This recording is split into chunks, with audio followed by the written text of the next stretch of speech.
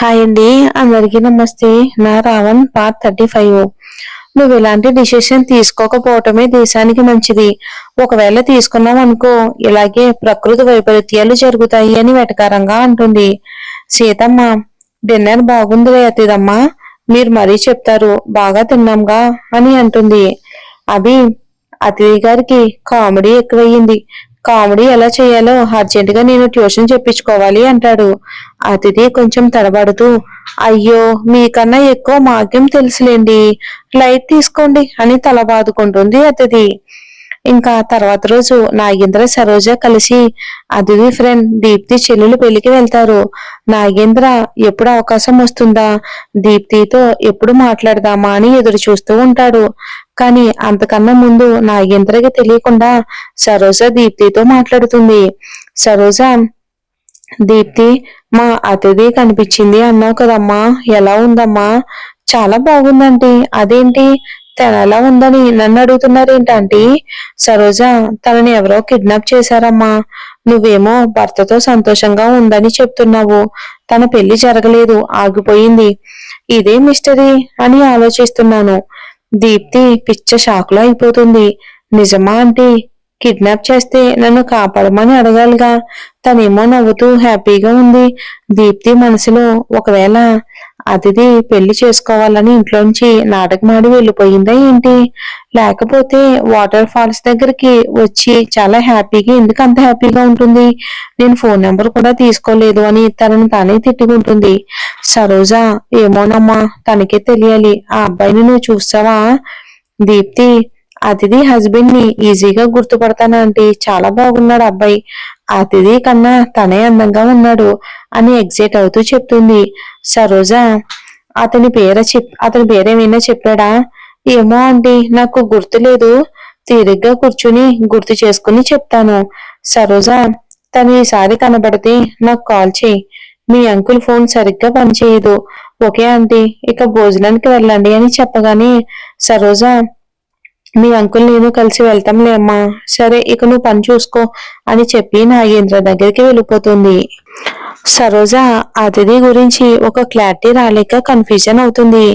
నాగేంద్ర, ఏంటి ఆలోచిస్తున్నావు? దీప్తి కనిపించిందా?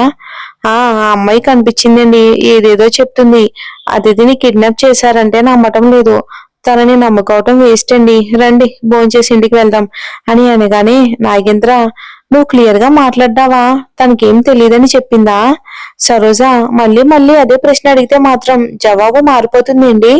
తనకి అదితి పెళ్లి ఆగిపోయిందనే తెలీదు, తనని కిడ్నాప్ చేశారని తెలీదు. ఇంకేం అడగమంటారు? తను చెప్పే విషయాలకి తలా తోకా లేదు. వదిలేయండి. నాగేంద్ర డల్ అయిపోయి పెళ్లి భోజనం చేసి సరోజతో కలిసి ఇంటికి వెళ్ళిపోతాడు. సరోజ మాత్రం మనసులో సుదీప్ కి విషయం చెప్పి కిడ్నాపర్ ఎలా ఉంటాడో అని వివరాలు దీప్తి నుండి కనుక్కోవాలి అని ప్లాన్ చేస్తుంది.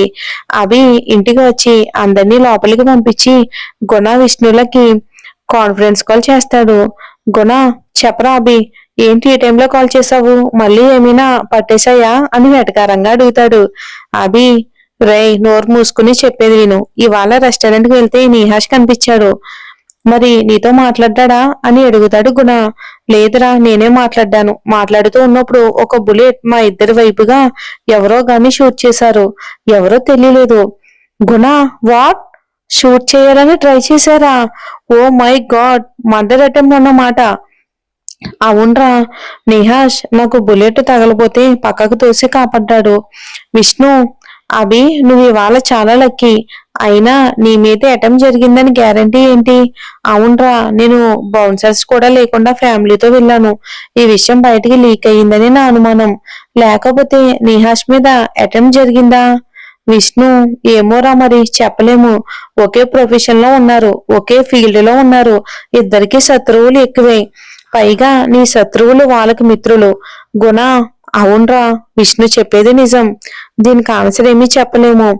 అభి, రే, ఎవరొచ్చినా ఎంతమంది వచ్చినా నేను చాలా స్ట్రాంగ్ గా ఉంటాను, ఎదుర్కోగలను. కానీ నిహాష్ కి అంత స్ట్రాటజీ లేదురా. వాడు మా నాన్న చేతిలో కీలుబొమ్మ మాత్రమే. విష్ణు, అర్థమైంది ఇప్పుడు. మీ తమ్ముడు గారికి సెక్యూరిటీ అన్నమాట. అవి అవును, వాడికి తెలియకుండా మన వాళ్ళు వాడిని ఫాలో అవ్వాలి. ఎవరైనా వాడి దరిదాపుల్లోకి వస్తే మనం వాళ్ళని వేసేయాలి. గుణ, ఎలారా ఇన్నేళ్ళు?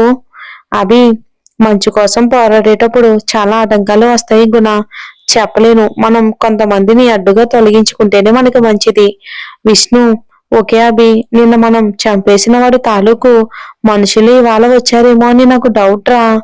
అభి, పోలీసులు ఇన్వాల్వ్ అయ్యారు, ఏం తెలుస్తారో చూద్దాం అని అంటాడు.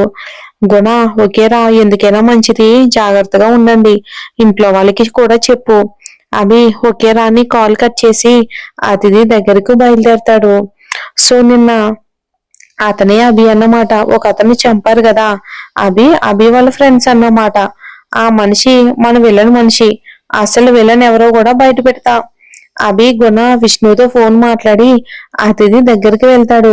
అతిథి రూమ్ లో రెస్టారెంట్ లో జరిగిన దాని గురించి ఆలోచిస్తూ ఉంటుంది.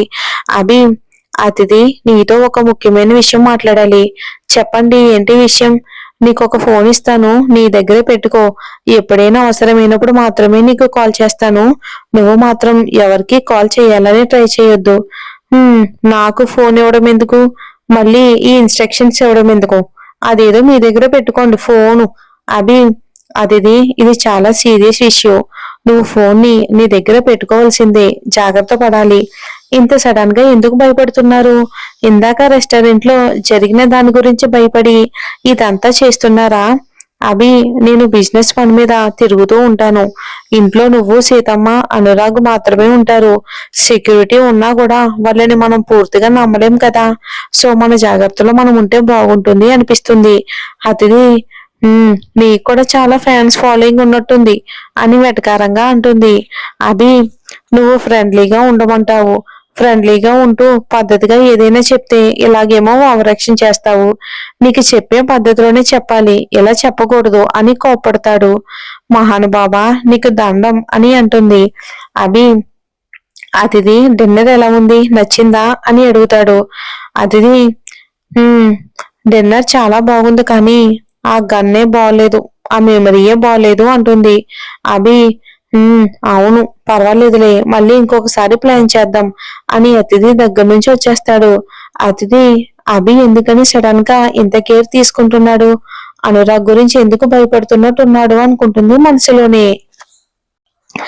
నిహాష్, వర్ష ఇంటికొస్తారు. వసంత, వర్ష, ఏంటమ్మా ఇంత లేట్ అయింది, మీకోసమే చూస్తున్నాను అని కంగారుగా అడుగుతుంది. వర్ష రెస్టారెంట్ లో అని అనగానే నిహాష్, రెస్టారెంట్ లో ఆర్డర్ రావటం లేట్ అయిందమ్మా అని కవర్ చేస్తాడు. ఇక రెస్టారెంట్ లో జరిగిన గొడవ గురించి ఇంట్లో చెప్పకూడదని వర్షకి అర్థమవుతుంది. నిహాష్ వర్ష వాళ్ళ రూమ్ కి వచ్చాక, ఏంటి నిహాష్, అత్తయ్యకి రెస్టారెంట్ లో జరిగింది ఎందుకని చెప్పలేదు అని అడుగుతుంది. అలా చెప్తే టెన్షన్ పడి మనల్ని ఇంకెప్పుడు రెస్టారెంట్ కి పంపించదు, చెప్పమంటావా?